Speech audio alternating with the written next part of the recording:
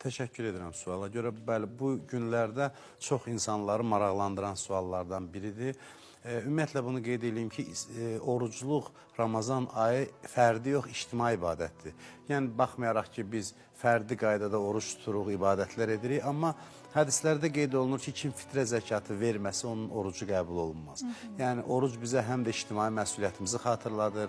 Biz bayram edərkən yoxsul insanları düşünməliyik. Bayram süfrəsinin təşkil edilməsinə bəzi insanlar ola bilər imkanı zəif olsun, gücü çatmasın.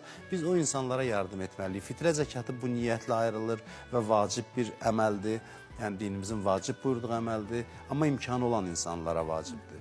Fitrə zəkatı ay göründüyü zaman fitrə zəkatı ayrılır və fitrə zəkatı gecə ilə verilsə daha yaxşıdır.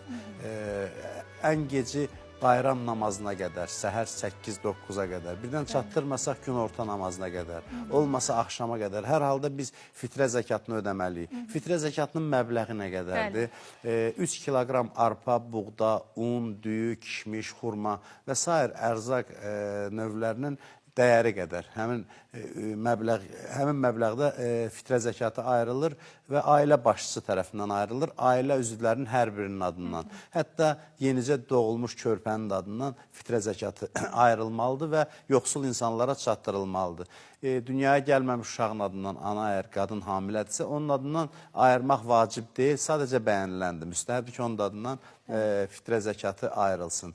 Yəni, bu şərtlərlə fitrə zəkatı ayrılmalıdır. Qafqaz Müsəlmanları İdarəsi tərəfindən təxminən 10-15 manat məbləğ müəyyən edilib. Əlbəttə, bu məbləği insanlar bazar qiymətləri ilə tənzimləyə bilər. Yəni, dediyim o ərzaq növlərinin bazardakı qiymətlərinə baxa bilər və hər bir insan ola bilər buğdanın 2 kiloqramı 1 manatı olsun, 3 manat bir insan, bir adamın adından ayrılsın. Amma imkanı çatan insanlar mümkün qədər daha çox fitrə zəkatı ayırsınlar.